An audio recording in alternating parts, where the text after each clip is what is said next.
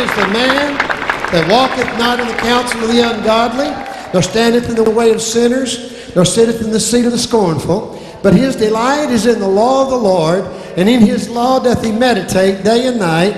And he shall be like a tree planted by the rivers of water, that bringeth forth his fruit in his season. His leaf also shall not wither, and whatsoever he doeth shall prosper. Hallelujah!